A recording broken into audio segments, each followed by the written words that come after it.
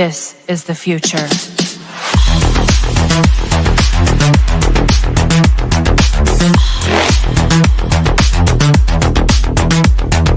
Evolution.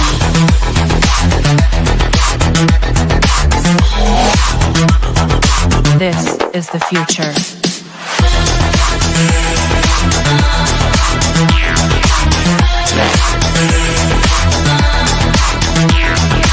Evolution.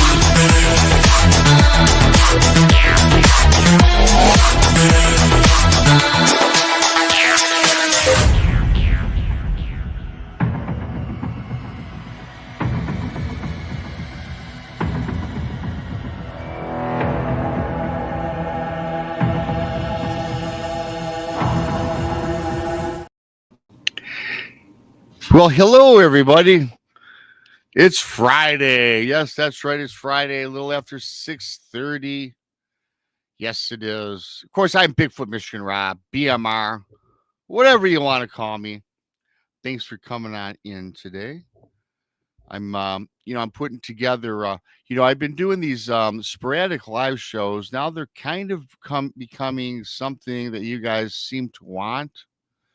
Literally, I'm on Tuesdays, 9 at night with Krista, Thursdays, 1 in the afternoon with Tex, Saturdays with the girls. And then, one day I wasn't working and I decided to do some live encounter shows, right? And I said, yeah, I had nothing to do. It was like on a Friday. There was a nice response. You guys liked it. So I tried it again the following week. So I've been mixing it up on Friday and Saturday. And it's almost like I got to continue on with this because you guys in the chat room and the people that follow the show have been tuning in. So, yeah, it's looking like I'm going to have to add this as another scheduled show. I love doing it, don't get me wrong. But, of course, I got my own shows. I moonlight on the Blondes when they need me with Tex. But, I love doing it. And I love presenting information and stories and guests and everything for all you guys. Because without each and every single one of you, I wouldn't even be doing this. Because despite loving it, you got to do it in front of an audience, right? And you guys are the best. Everybody in the chat room is the best. And people that do not come in the chat room are also fantastic as well. So, again, thanks to all you guys for the support and love over the last couple of years. I do appreciate that. I also appreciate the folks that went out to get my books, of course, that that I have out there. That's right. Bigfoot Michiganrob presents True Cryptid Encounters, Book 1 and 2, all available on Amazon. Type Bigfoot Michiganrob in your Amazon browser and leave a review. It's all analytics these days. Yes, it's all analytics, much like on YouTube. When you give the thumbs up, you hit that little heart in the corner on your phone or whatever device you're using. It does help promote the sales on Amazon. I do appreciate that. Of course, if you're new here, please subscribe to Bigfoot Michiganrob on YouTube, Texas Front Porch, The Blondes and the Booze Paranormal Podcast on YouTube. Donnie Cho Says Stuff, Monica Rollins, Our Paranormal World, Truth or Tinfoil, and Paranormal Paul. You can catch us all 7 days a week, it seems. We're on almost all of the time. And also, I'm not going to get into it. We promote the hell out of our conference coming up September 18th or September 19th and 20th in Missouri area. Loaded with guests, featured speakers, the whole 9 yards. Get your tickets on Eventbrite. The links to the books, the links to Eventbrite are on my profile page. And Gary Spike Sr., hi Gary, always seems to post the links in the chat. Does a great job as a moderator. So thanks, Gary, for that. Really quickly, thanks to Val, Joe Stewart, Gary Sr., Diane, W. Leonard, hi W, CJ, Denise, Lil Patty, BJ LaFleur, Freaky Geek, Wendy, scrolling around a little bit here. If I miss you, I'm sorry. Isaac Areola, hi Isaac, good to see you, brother. A few more people. I said Judy Wheeler, did I not? Hi, Yvette Fiddlego. Hi, Yvette. She just subscribed not too long ago. She's awesome. Thank you.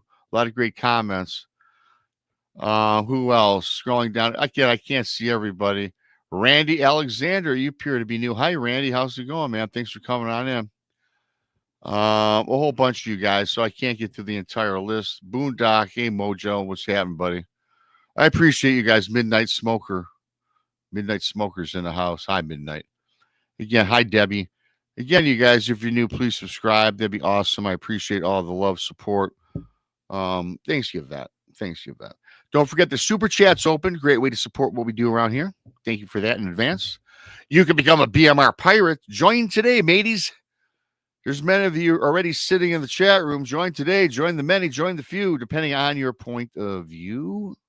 I appreciate you. Of course, donations never expected by BMR, but of course, they're always appreciated. And what I do when you guys send me these super stickers and chats, you know what I do? Hi, Ginger Paranormal. Good to see you. What I typically do is I just throw them on my cable bill. You know, I got to get the upgrades so I don't blink out and have crappy internet. So, yeah, that's pretty much what I do. And so I appreciate that, you guys. I really do appreciate that. Kelly Lewis. So, yeah, so anyway, so I've been doing these. I've been starting to do these shows, and you guys seem to like them. So as long as you guys continue to watch, I'm going to continue to do them. I just have to pin down an exact time and get it scheduled in. I've got 3 for you. Of course, I titled this one "Hunting Michigan's Dogman." That's gonna be the second story, encounter story, for y'all. The first one is going to be what I'm going to start off with.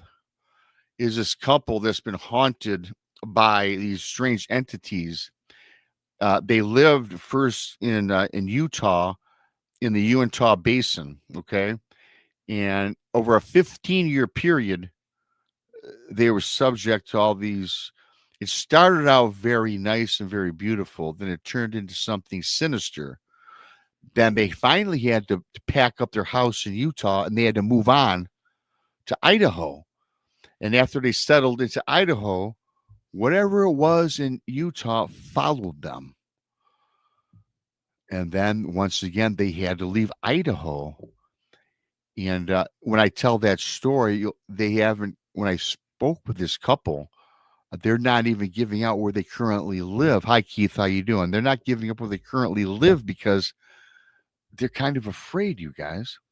The second story is about this man that was hunting the Michigan Dogman. Had a strange account with that. And then I'm going to finish off the show with a pretty cool Bigfoot encounter. So kick back, relax. I got 3 for you. I appreciate all the love, the support. Subscribe if you're new. And right after this show, because I'm thinking this show is going to go right up to the Blondes and Booze, who are going to be on tonight, probably right after me within 10 or 15 minutes. Go check them out as well. So without further ado, I'm going to get started with this first story, encounter story. It's by the guy that I was speaking with. His name's Jim, and his wife's name is Amber. And again, this is their accounts. So it kind of goes a little bit all over the place. So kind of bear with me. I had to kind of piece this email together to make it where I could kind of memorize it a little bit. And I got a little cliff notes to help me out. It's complicated, yet it's not. So just bear with me. Kick back, enjoy. Thanks for coming on in. So thank you, Diane Boss. Appreciate you. Diane Boss, great way to kick off the show. So he goes on to tell him, hey, Rob, I'm going to address myself as Jim. My wife's name is Amber. Not our real names, but we're just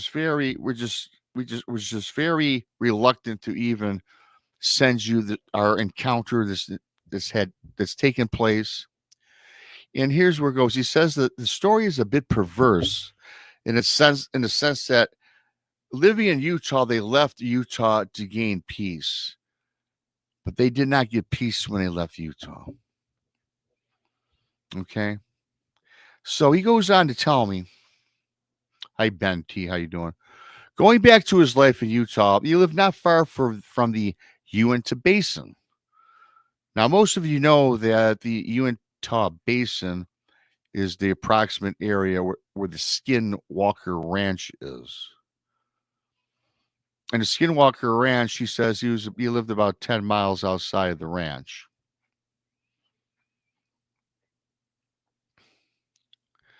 He goes on to say that he had a beautiful 6-acre piece of property or land surrounded by a lot of deep wooded areas. And he had a beautiful view of the Uinta Mountains.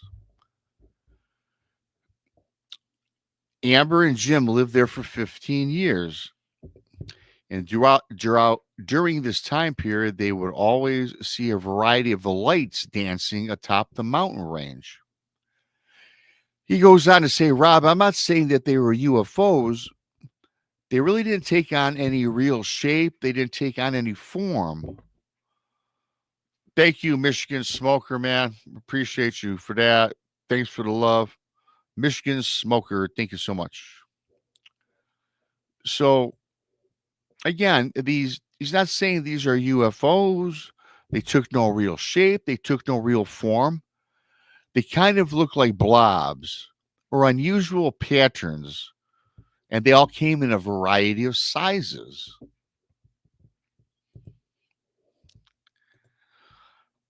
The colors range from blues and yellows, oranges and greens, and in some cases, they kind of appear like a neon sign. So they're very vibrant colors, beautiful shades back in the mountain range. Again, he goes on to say they were very, very pretty. Often he wondered if they were some sort of light storm or some sort of weather anomaly of sorts. He said that the light shows, however, did not produce any sound. There were no lightning strikes, there was no thunder, nothing, no prevailing winds, just a light show. He goes on to say this was really a very common occurrence.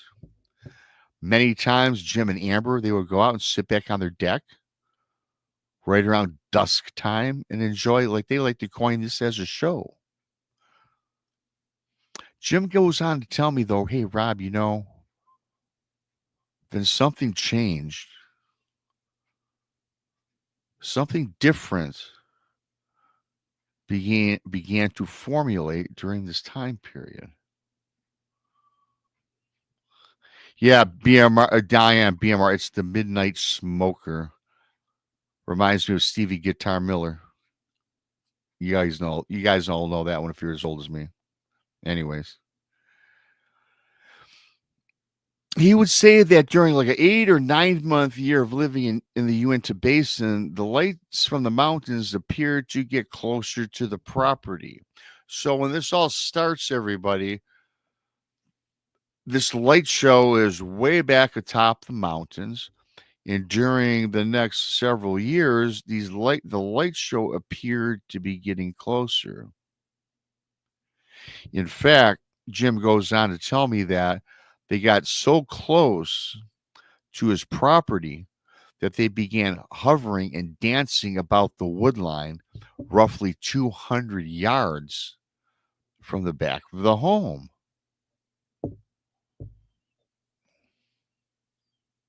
He also said that the objects became or appeared to be much bigger. Now, this does make sense. If this light show with these objects, these orbs, these anomalies, they're way back in the mountains, certainly they're going to appear smaller. Now, as they're approaching this guy's home within 200 yards, they're obviously bigger. He says, Rob, but this went on for another year. Jim says, Amber and I accepted it. They enjoyed this strange phenomena. Rob, then the light show took on yet another turn. Jim goes on to explain to me that the light show became more ominous, malevolent. The wife Amber says, Jim, it feels like an evil energy.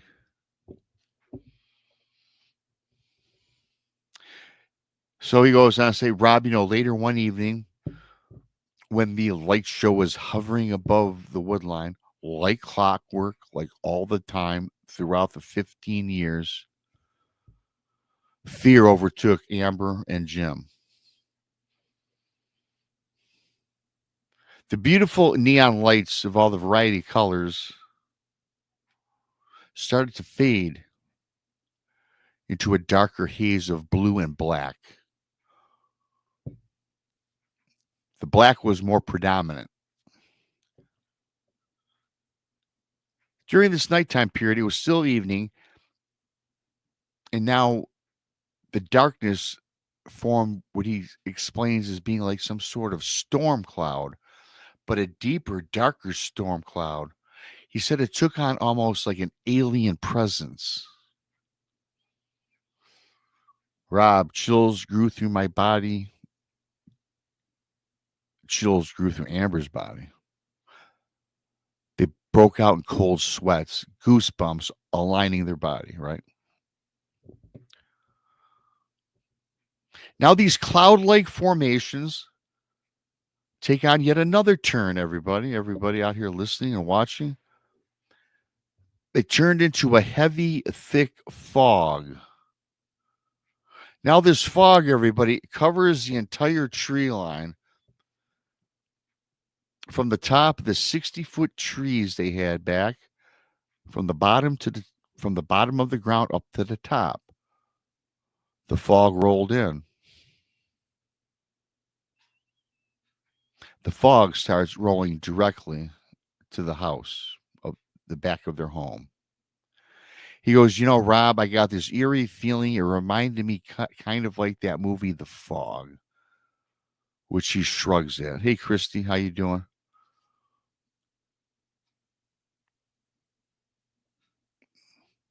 He says, as he mentioned earlier to me, the tree line was again 200 yards away.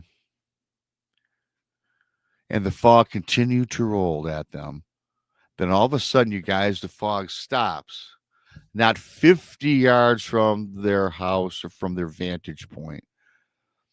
So if we go back on what I was saying earlier, first these lights, these beautiful neon lights atop the mountains in the mountain range, they get closer and closer throughout the years. They're at their property. They're still beautiful. Now they turn into like a storm-looking clouds. Now the clouds turn into fog. The fog is 200 yards away. And now all of a sudden, the fog gets within 50 yards of the back of their house. Fear overtakes this couple. They're petrified. Rob, Amber, and I, we gaze into the fog. And then it seems like the further we gaze, or the more we gaze into the fog, we fell into some trance of some sort. We just stared into the fog. Jim says, Rob, it got to a point that Amber and I even lost our cognizance of each other's presence.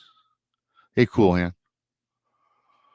Thanks to everybody for coming on in. If I missed you, I'm doing two things at once, multitasking. Love you all. Thanks for coming in. Give me a thumbs up. Jim goes on to say that this went on for several minutes, but he said it seemed like it went on for hours in actuality.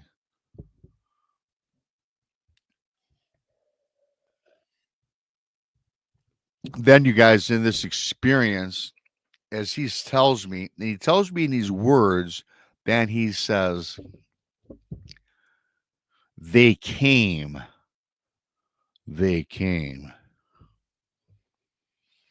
Emerging from the fog were humanoid-like figures. Some seemed physical in nature, while others seemed ethereal, almost ghostly or spirit-like. the beings got closer. The shapes became more defined.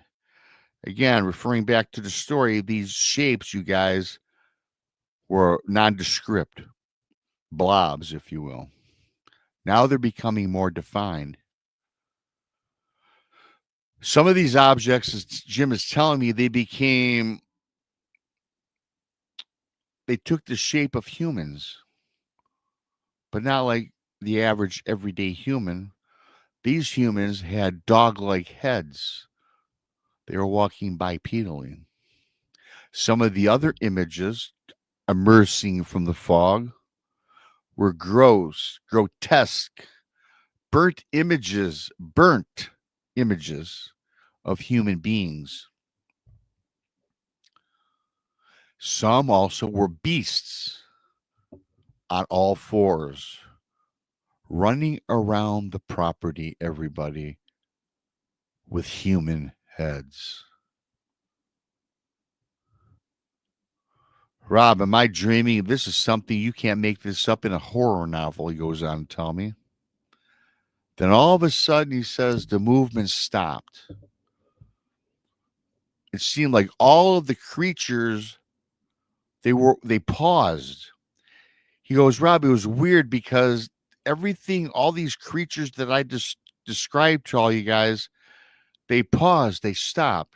He says, Rob, what it reminded me of is like when you're watching a video or a movie and you hit the pause button, because like the pizza guys at your back door, or you have to go to the bathroom. He goes, that's what it was like. It was like they hit a button and it stopped. During the pause of all these crazy creatures, as he explains to me and is telling me, all of a sudden, non-human like moans whispered from the fog and from these beings. It was projected upon himself and his wife. He goes on to say, Rob, the verbiage, it wasn't clear, okay? Could not make it out. But he said it was very haunting. Then a storm and rain began to pour from the sky, which seemed to erase all the awful beings. So apparently a storm comes through, it rains, and everything he's experiencing washes away all these humanoids, human heads on animal bodies, wolf-like creatures, grotesque, burnt figures, and whatever the other one was, I forgot.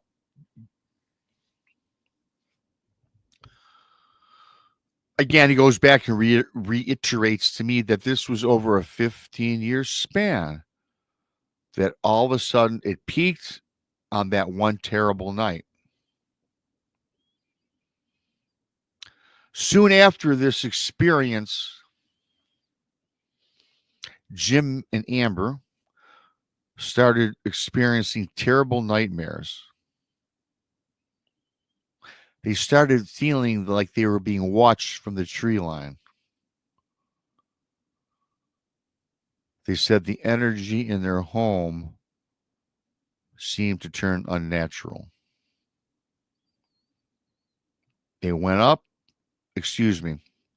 put up their home for sale 2 months after that final episode, and the dreams also helped trigger the sale. So you guys, they see these crazy creatures. I don't care about the dreams that they started having thereafter. If I just seen that, you're damn well straight, I'm getting the hell out of there. But they hung out, they waited, started dreaming, having nightmares. They put the house up for sale.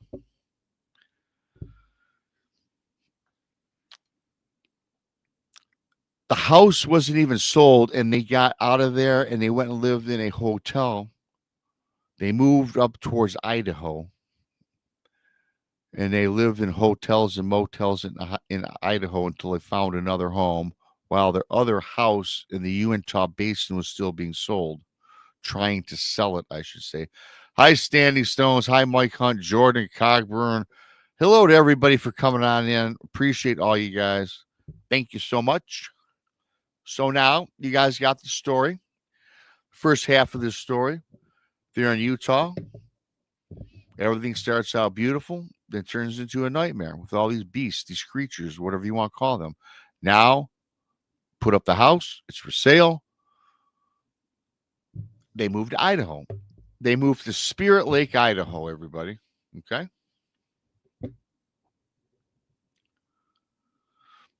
Jim goes on to tell me that Jim and Amber finally found their house in Idaho. And frankly, they were relieved from living in hotels and, more importantly, just getting out of that Utah residence. He said it was sad, but the relief from the terror that they encountered was now superseded now by the troubles that began for them in Idaho. After settling into their new Idaho home, they decided to take a trip up to Spirit Lake, which was about a half hour away or so from the house. They got there early one day. It was a great, beautiful day. And they're taking in Mother Nature, and they now feel that they've escaped whatever that evil was back in Utah. They put Utah behind them. As Jim goes on to tell me, you know what, Rob? I tried to put Utah behind me, but unfortunately, as he tells me, Utah will never leave him. He goes on to tell me that what he's about to write to me even spooks him further. Hi, obese tuna. Now he goes on to tell me about his Spirit Lake experience with him and his wife, Amber. Again, as he starts out, he says, Idaho's great. Everything's wonderful. He says he's getting near dark, and they decided now they're out there at the Spirit Lake, walking the trails, a beautiful day. It was getting towards dark, so Amber and Jim now decide that it's time to take their trip and drive back home. So now they're walking down the trail to get back to their vehicle, and all of a sudden the air grew cold as you're walking the trail. Out of nowhere, the air grows very cold. And as you're walking on the trail, everybody, in the distance, the same light show from Utah appeared before this couple directly on the trail ahead of them. And as I mentioned, the closest that these things or the light show got to Amber and Jim in Utah was 50 yards away. He says, Rob, this thing is on the trail. These lights are now 50 feet away. Amber starts to cry.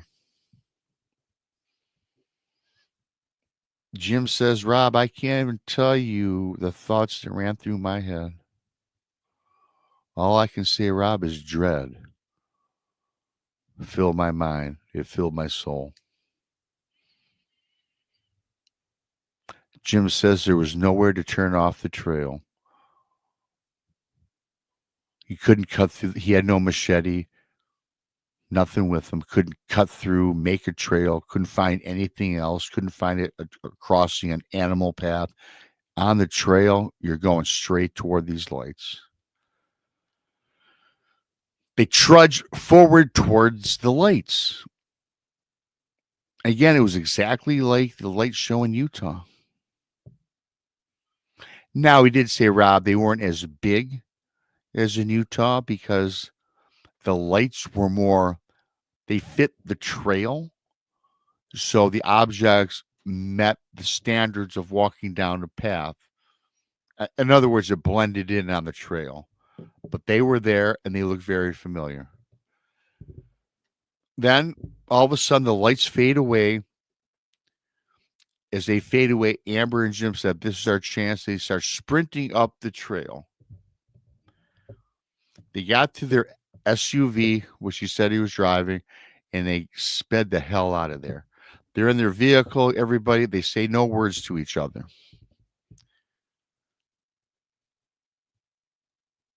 They get to their house and they're somewhat relieved, but frantic. They're petrified. Amber and Jim spoke to each other for only a few words and they went off to bed. That night, once again, their nights are filled with the nightmares. Thank you, Kelly. Thanks so much, Kelly.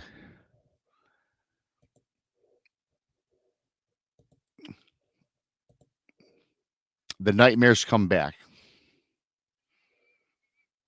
They wake up the next morning. They're perplexed. Or what's the word? They're perplexed. Excuse me, you guys. They're perplexed. They're confused. What's going on here? Are we re-experiencing Utah? They debated about it. They talked about it. They don't know what to do. So I'm going to fast forward ahead to that following night, everybody, okay? He goes on to say, hey, so Amber and I sat out back drinking a cup of coffee as the sun was setting. Then the lights appeared again. Same lights from Utah, the same lights from the night before in Idaho on the trail. The lights turned ominous. They turned dark blue and black. The fog rolled in. The same horrific monsters once again appeared from the fog. Just like in Utah. Then, just like in Utah, the rain. The rain came and washed away these creatures. He goes on to tell me that he's extremely drained. He and his wife are exhausted. They've got nowhere to turn. They once again moved from Idaho to a new location in the United States. He goes on to tell me, Rob, I'm not going to tell you where I live, man, because I don't know what to do. I'm just being followed. Do I have an attachment? What do I have? I have no idea. So I don't know, you guys. Is something tracking this couple? I mean, first of all, obviously when you get encounters from people, I try to follow up with them and I have all these questions. And oftentimes when I have the questions, I send emails. And a lot of times I don't get a lot of responses back. I get a couple. And of course, I always get these questions that rattle my brain, a month after I get a story. I don't know what these folks experience. I've heard of spirits and ghosts attaching with people. You guys that know me and follow me know that I've had some sort of attachments follow me that I got rid of. But, is this UFO? Is this demonic? I mean, human heads on animal bodies, wolf-like creatures, burnt images, beautiful light shows turning into doom. I don't know. That's something for that's above my pay grade, I think. Leave me a comment on that one. I hope you liked it, and I pray for this couple. I don't know what they're doing today. Hopefully, they're doing all right. I've got the second story. I'm going to do the hunt for the Michigan Dogman. Don't go anywhere. I got to take about 40-second. I gotta go get some water like I normally do, and in fact, I gotta let the dog out right quick. So I will be back in 40 seconds. Don't go anywhere. In my absence, continue chatting amongst each other. Give me a thumbs up. Give me about 40 seconds.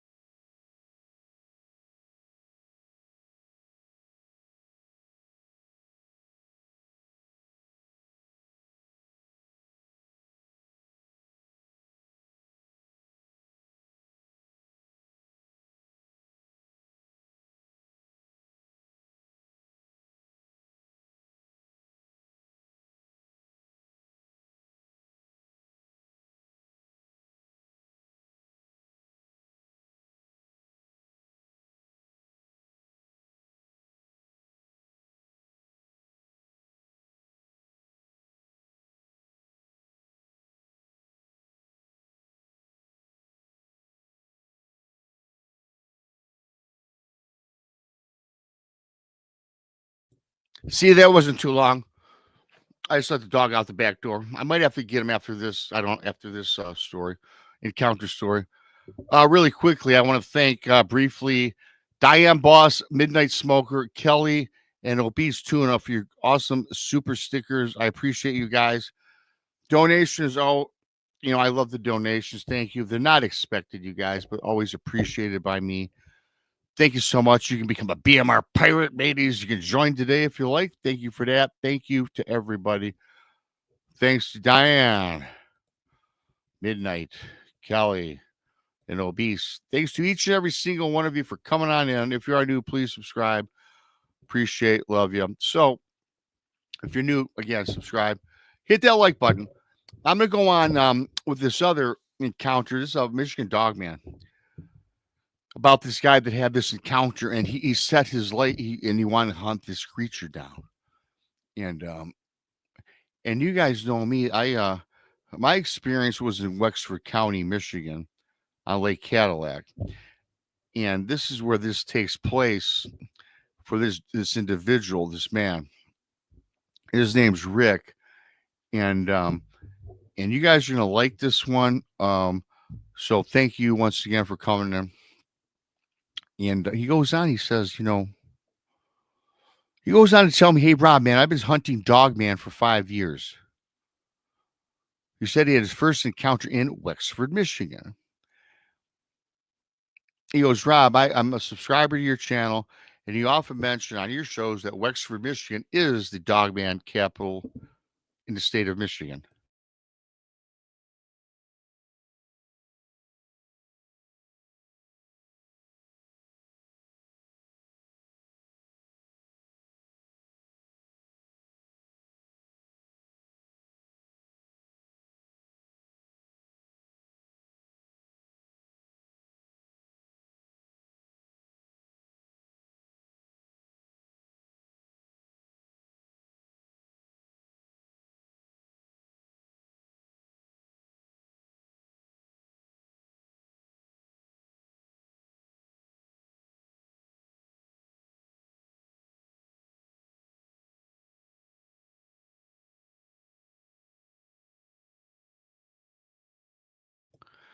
I know I'm muted.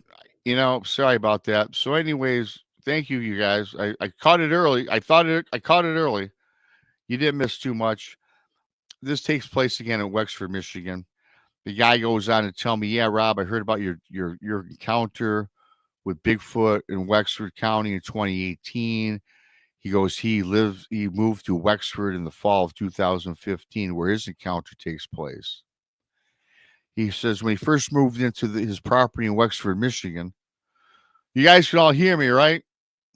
Digger Dog, how you doing? Audacious Amber Hot. You guys can hear me, yes or no? You probably can now. Hello, you guys can hear me? Apparently so. Nobody's. Yep. Okay. Thanks, Keith. So anyway, the guy he moves here to Wexford, and he's spending about 3 years on his property, and he was remodeling his property. He was adding some upgrades, and the thing about this guy, though, he also owned hunting property 3 miles north to his property that he has. So the guy's got property in Wexford, Michigan, and he also has hunting property anywhere from 3 to 5 miles north of there. He also went on to say that he moved to Wexford because it actually cut on his ride into work and things like that. So it was a great location. It was closer to his hunting spot. So he's got the perfect setting. And again, he goes on to tell me there's a lot of wildlife in his area. A lot of deer, coyotes, foxes, some bigger cats, bobcats, he says, if you will. The usual stuff. Then he goes on to say, after moving in 2015, it was not until the early spring of 2018 when he came across, and I come across this a lot, you guys, lately. He came across a set of 3-toed footprints on his personal property, not his hunting property, and also some prints that had 4 toes. He says he kind of describes them as digits, which appeared to have like extended claws out from these digits. Okay. Then again, he's thinking, hey, Rob, I'm thinking some smaller predatory animal, maybe a bobcat or something like that. But however, he goes on to say that these tracks or these prints were much longer, unlike the cats. And a cat, he says, has a much shorter foot pad, and the pad on these were much larger, unlike a cat. And he says again, extended long claws from the digits of the ends of the fingers. Again, he says he came across these tracks at his woodline, at his property, and they were about 10 feet out from the woods. And they're coming out toward his house, but then they stop and they circle back into the woods. Then he loses sight of them. He's a little bit perplexed. What could this be? This, that, and the other.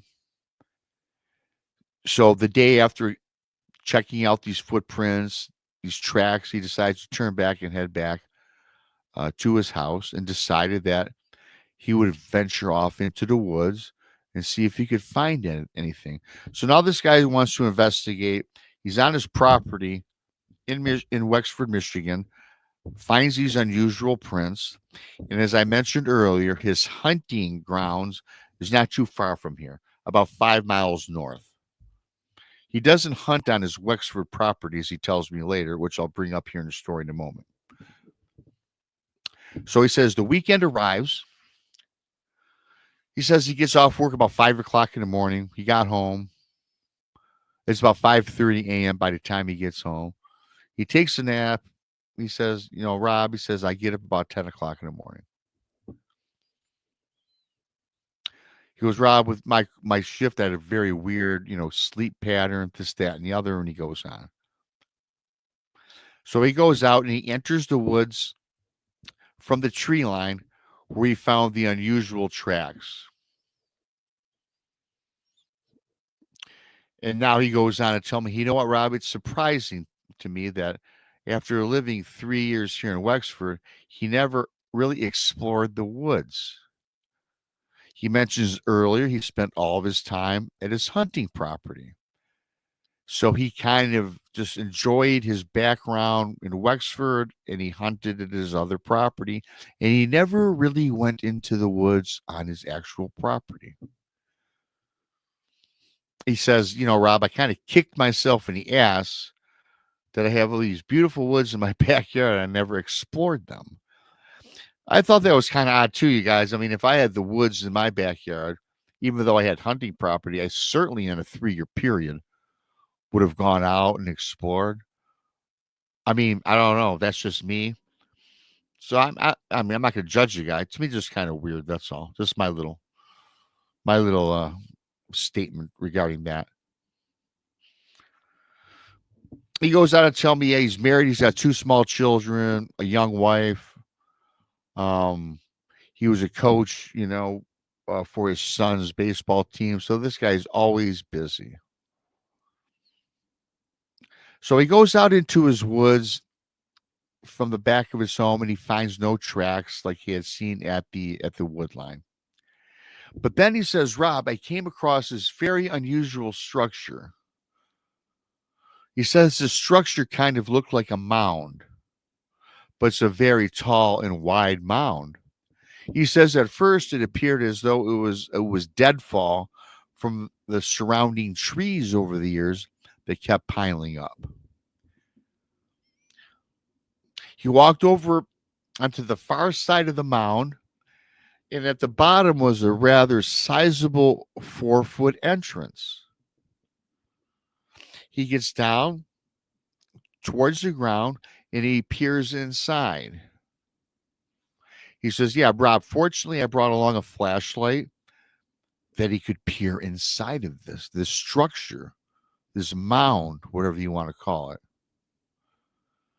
Then he says, while from the outside looking in, he noticed the walls and top of this mound appeared rather interesting. He's thinking to himself, does he dare go inside? He realizes that there are no bears or wolves in this parts. He reluctantly ventured inside of the structure. And then while he's inside the structure, you guys, he was really amazed at the complexity of the interwoven twine, the branches, very sizable branches mixed in with smaller branches. And he says what almost appeared to be a hardened, muddy substance that kind of was used as a cement. Then, while exploring inside of the mound, he came across 3 or 4 of those tracks that he discovered earlier at his property the day or two prior. He also says to give me some sort of scale that he says he's a 6-foot man and he could stand straight up with ample space above his head. He says the mound itself was about 8 feet wide by perhaps 15 feet long.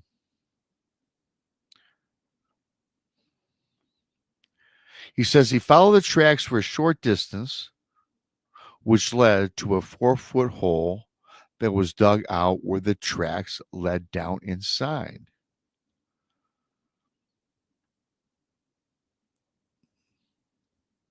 He says he got on his hands and knees and he looked down into this tunnel. When all of a sudden he notices a foul stench of rotting meat and ammonia filled his nostrils. Then he hears what appears to be a movement from inside of this tunnel, everybody, when a loud, unnatural growl emanated from the depths inside the tunnel. Certainly, he said he got the hell out of there, as we all would have. He went back to the house. However, he goes on to say that the trek, which was about 1.5 miles back to his house, was not a very pleasurable experience. He goes, it was unlike the hike in up until finding this mound. He now has a sense of fear overtakes him.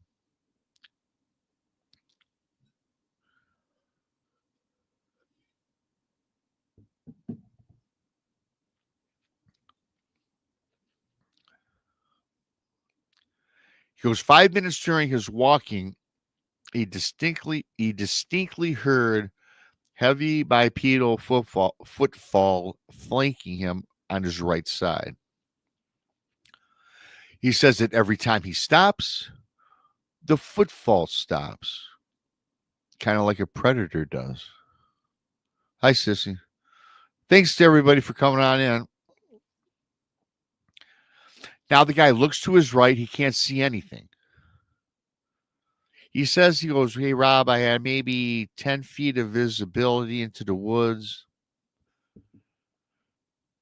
As a dense forest, I guess, it quickly closed up, not allowing for further visibility. For those of us that experience going to woods, you know where I'm getting at with that. There's a point where you just can't see any further.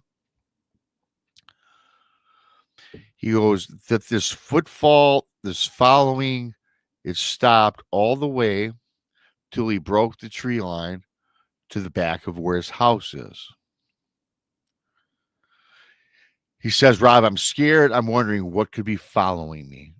He's wondering, was it something from inside that tunnel, inside that mound or that structure? Then he's thinking to himself, what built that mound?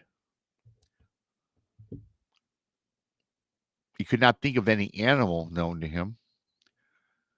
So the man is confused and he starts doing a bunch of research, as most people would do, goes on the computer, this, that, and the other.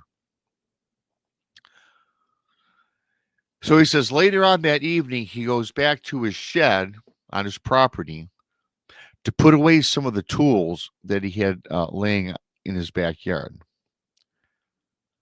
He says the closer that he approached his shed, a sense of being watched overtook him, as well as the pungent smell that he came across earlier in the day at that mound. But now he realizes, everybody, that the smell now is coming from inside of his shed. He goes on to say, Rob, you guessed it. Those tracks appear just outside the door leading into the shed. The the four-toed tracks. He says, Rob, I'm shaking. I still have this feeling now that I'm once again being watched. He reluctantly goes into his own shed. This guy is terrified to go into the shed. The smell from his shed exactly resembled the smell at that mound and that tunnel. The tracks on his property, the tracks that he found in the woods are there, leading up to the shed. Again, enters the shed.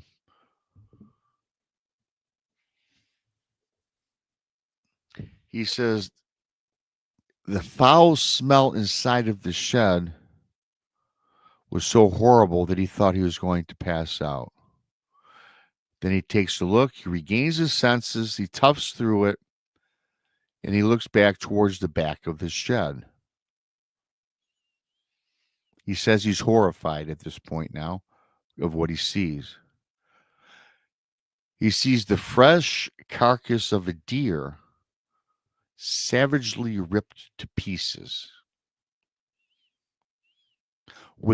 Check this out, you guys, which is really crazy. With the bloody head of the deer.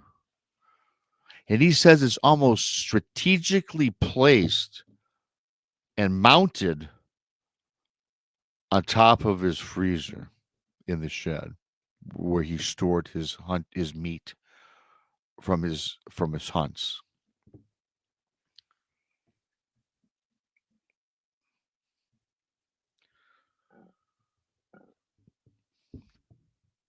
Rob, man, he tells me, he goes, I'm used to skinning and parting deer meat. He says, but this site was just horrific. He says he runs out of his shed. He says he throws up on the grass in front of him. And he still feels like he's being watched. He says his instincts were correct. Now he knows he's being watched. Because now, if you guys remember from earlier, when he looked inside of that tunnel, inside that mound, there was that growl came from inside that tunnel. He says now, that same indiscernible growl that he can't put two fingers on is now emanating from his tree line on his property. He looks up, and there he sees, standing on two legs with reddish eyes, some humanoid-looking figure that seemed almost like a wolf or a dog standing there at the tree line. He says when he recognizes it was unusually tall, it had spike-like ears coming from the top of his head. He says then this figure turns around and runs back into the woods. He goes on to tell me that Rob, despite my terror, he's making a point to hunt down whatever this beast is. He says he will coin it the Michigan Dogman because he knows about the Michigan Dogman in Wexford, Michigan. Still, he's not telling me he doesn't know what it is. But he says, hey, Rob, man, I might sound crazy, but I need to find it. I need to hunt it down. I need to kill it for his peace of mind. I mean, that's what he tells me. He goes on, I'm really being graphic with this. And I'm not a kill person, he says. I only kill for the meat from the deer. But he says, man, I've got young kids. I've got a wife. And I'm not fleeing my home just because of something on my property, which really has not harmed him, but he's got this feeling that there's something there that he should be frightened of for himself and his family. So he starts his journey looking for this creature. He goes back about a week later. He goes back to this mound. Hi, Amy. Hi, Ace. Hi, Henry. A week later, he goes back to the mound, and he says, to his great surprise, the mound had been destroyed and the tunnel had been covered up. He's thinking, did this creature do this? Did this creature know that he was onto him? So he went ahead and destroyed his mound and moved elsewhere? He says, I don't know. He goes, he knows this, whatever this is extremely smart. And this creature or whatever knows that he's after it or it wants to hunt it down. He says he's been hunting this creature for 5 years. He has not had any of the similar experiences. He has not come across any mounds. The tracks have not come back onto his property. There's been nothing put back in his shed. It's almost like it never, ever was there. And that, he says, scares him the most. He says, I think that this creature was just letting me know that he knows that he's still out there. He hasn't heard a howl or anything. Yeah, I don't know. The guy experienced something. I think that's very crazy. I think that he has something out there. You know, I titled it The Hunting the Michigan Dogman. This guy was looking for this creature to protect his family. The 3-toed prints, the 4-toed prints, the mound, the growls, feeling that he was being stalked on his way back to his house. And then, of course, you guys, those tracks and those prints around his shed, going into his shed, a mutilated dead deer carcass. And then, you guys, the crazy thing, and if anything I know about Dogman is this, they're out there to terrify us. Because I got to tell you what, yeah, sure. The seeing a skin and a mutilated carcass in your shed is one thing. First of all, how did it get there? Who put it there? He's assuming it's this creature. But the menacing part about this particular creature is that it took the head of the deer and it placed it. It positioned it on his freezer. He's still not moved. 5 years have gone by, not a single thing, which I find that interesting too, because he has this experience, has this encounter, petrified, then nothing in 5 years. It goes back to what I believe. I already said this earlier. I think these dogman-like creatures, they like to terrify us. And once they know that we have their attention, I think they go about their business. I think they just go about their business. I think they want them to know that they're there. We can get you. We can unalive you. Just be aware of it. So I think this guy's fortunate. I think that I wouldn't move either, I guess, but he kind of knew about the dog, man, and he looked after it. So I thought it was a cool story. I want to thank everybody for coming on in. I got another quick one. I might as well do it for you guys. I'm gonna get this one. This is a Sasquatch story. Little Patty would have left. Thanks to everybody for coming in. Hey, if you're new here, Squatch Girl, how you doing? You look a little new. Let me go through here right quick. Hello to everybody. Digger, Dog. Hey, John, how you doing? Hey, you got that book, John. Glad you got the book. Freaky Geek, Audacious Amber, Ace, Henry, once again. Again, there's about 83 of you in here. Thank you so much. I don't, Charlie. Hey, Charlie, how you doing? Thanks to everybody for coming in. You guys seem to like these shows, so I guess I'm going to continue to do them. I got one more for you, and then we can run right up into the blondes and the booze. There's a story about an experience with a Sasquatch. And this is a story from a guy by name Bobby Gardner. Gives me her full name, probably a made up name. Bobby Gardner. The funny thing about the name Bobby Gardner, I went to high school with a Bobby Gardner. She owns Joe Reno's Pizza now up the road from me, and I know this is not her. This is a guy. It all started when I was 22 years old in 2010. This story can be interpreted, as she says to me, as one of a joyous time, a sad time, or both. It just depends on your perspective and your beliefs, she goes on to say. She goes on to say, this is just a realization of my life's journey with a small sample of my experiences. As she says, I'll try to explain it below to you in this email. Again, my name is Bobby, and she says Sasquatch does exist without a doubt. Gives me her background. She grew up in southeast Oklahoma, not very far from the Uinta National Forest, which covers over 1,100,000 acres of wooded and wildlands in central Arkansas and southeastern Oklahoma.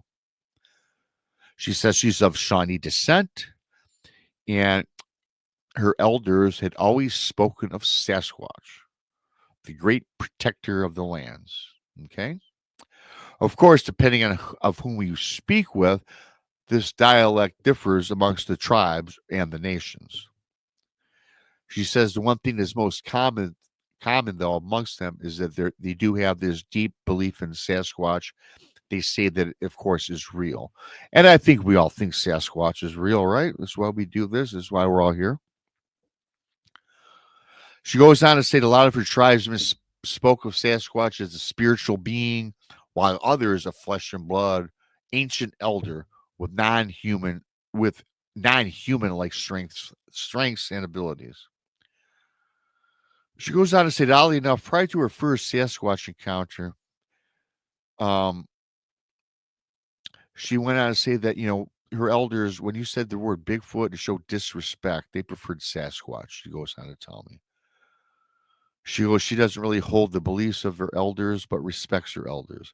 So she says, moving forward with this, she says that the Sasquatch started coming to her in her dreams as early as she can remember. She says in her dreams, she would always be in the forest. She'd always be lost. Then she would wake up. She says as she got older, the dreams got longer and more vivid. She says the dream would start out off hiking on a simple trail with her friends. Says they would get distracted and run off into different directions. But always in her dreams, a big, ominous person always came to her aid. She always made it home and found her way. However, she got the feeling that her friends, for whatever the reason, never made it home, and that always scared her.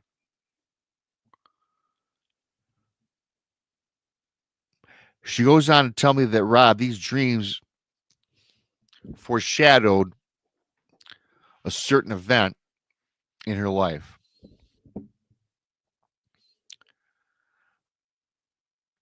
Rob, I'm going to tell you about my Sasquatch encounter. Excuse me. She says she was out hunting in her favorite location. Now, Bobby Gardner, I don't know if it's a man or a woman, you guys, so I might reflect back and forth. I was out on my favorite. She says she or he was on their favorite location several miles off trail.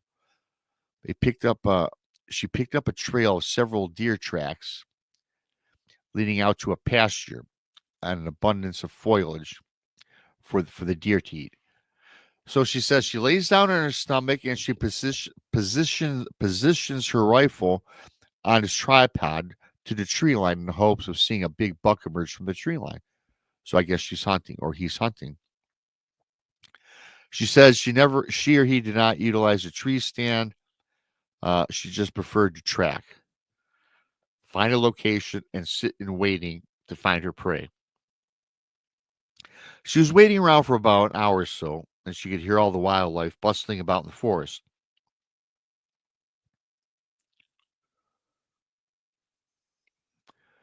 The chirping of birds, there was the crackling in the brush in the distance, scurrying of smaller game. Could hear all these sounds. Then she says the forest grew silent, and emerging from the tree line was a huge, upright, hair-covered person. Yes, she says, I saw a person. It was not an animal, but it was not fully human. She says the thing she knows for sure, it was a Sasquatch. It was solid with jet black hair covered from head to toe. The hair did not cover the face as it appeared to be flesh, like the coloring the face was flesh-like as well as chest, and capturing the whole front of its body. Bobby says it was captured through the lens on her telescope on the rifle. She goes on to say that suddenly, while peering through the lens, the Sasquatch was taken by surprise, and they made eye contact through the rifle's binoculars, or the scope, right? It was only for a moment, then the Bigfoot quickly took a step back into the forest and was gone. Bobby goes on to say that she had heard of stories throughout her life growing up about Sasquatch, about their existence, told by her elders. But she goes on to tell me, Rob, I've got to tell you, after seeing this, the enormity of this being, as she now calls it, she was awestruck. And she was kind of a little bit in shock upon seeing this through her rifle. She still couldn't process this sighting. Much like I couldn't process mine either when I saw mine, you guys. I feel where this person's going with this. She's laying on her stomach, just gazing out towards the tree line. And then this Bigfoot, as I said earlier, it vanished. Then from her view, a sizable object was hurtled from inside the forest, landing out into the meadow. She raised her rifle and peered through the lens again and saw what appeared to be a deer. She could not fully make out what it was. She got up from the ground and hiked out towards the tree line. Upon the approach, she realized that this indeed was a deer. It was freshly killed with a snapping at its neck. In fact, it was a beautiful 9-point buck. Rob, I can't help but wonder, was this Sasquatch? I did see through the lens of the rifle? Did it snap the neck? And then she went on to think that they made the eye contact earlier through the lens of the rifle, and she began to wonder if the Sasquatch, because the Sasquatch knew that Bobby was hunting, if it helped her and got the deer for her.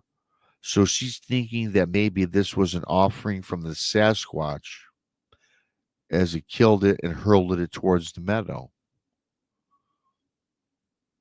Bobby goes on to say that the deer was much too heavy to transport back to her camp or wherever.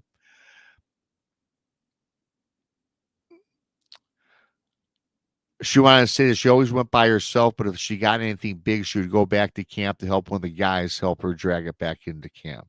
So I'm guessing this is a girl after all. She got back to camp, grabbed two of her friends, told them the story, and they went back to get the gift from the Sasquatch, the alleged gift from the Sasquatch.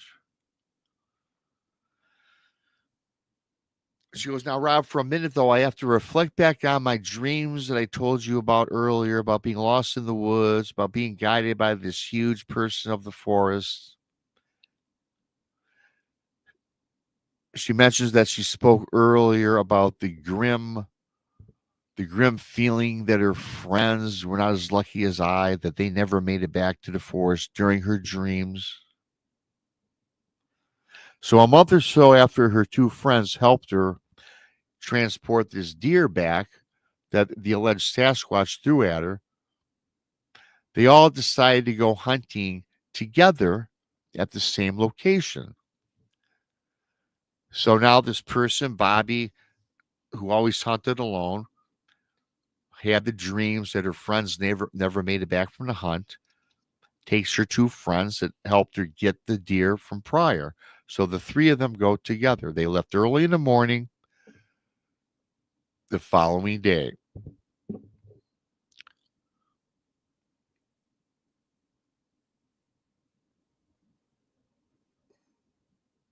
So the three go out into the woods and they're out camping. They're out camping and they're out hunting, I should say, guys. I'm sorry. I just got a text message, got distracted. Anyway, so the three of them, Bobby and now her two friends, they're out camping, hunting in the woods, and they come across another deer. And once again, like before, Sasquatch appears from the tree line.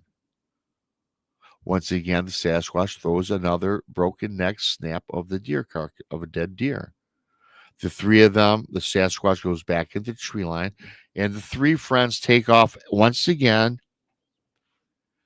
to get the deer, to recover the deer. All of a sudden, a storm rolls in, everybody, and on their way back to camp, it gets dark, they can't see, and the three of them, she says, for whatever the reason, they lose track of each other. They lose track of each other in the woods. They end up leaving the deer, very heavy winds, it gets dark, and she goes, I don't know why we lost track of each other, but it's almost like we were in a different part of the forest all of a sudden. Bobby says she made it back to camp, but her two friends never did, much like in the dreams that she had experienced.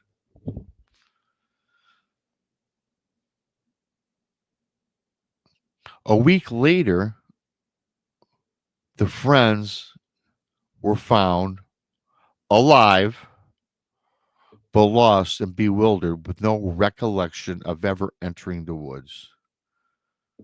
She goes, Rob, how about that for something supernatural regarding Bigfoot, as I've always thought they were supernatural, like my tribe used to tell me.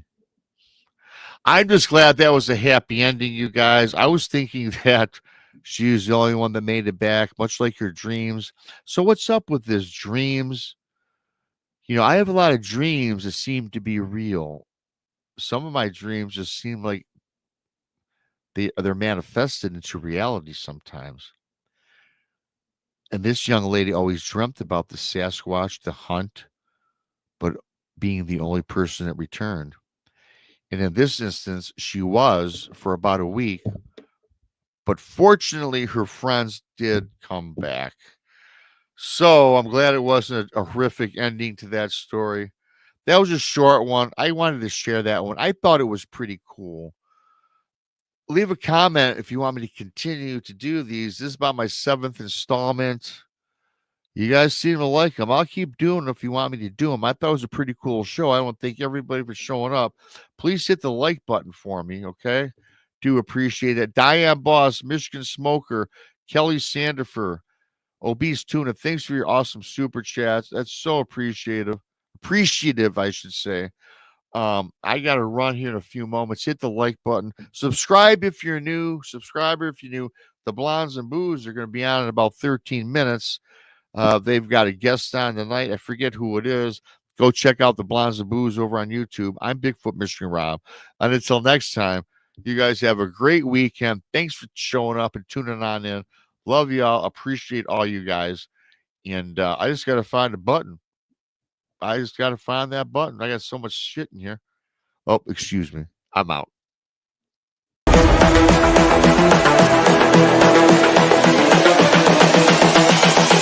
This is the future.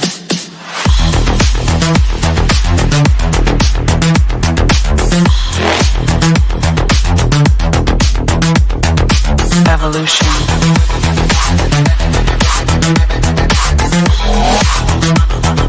This is the future.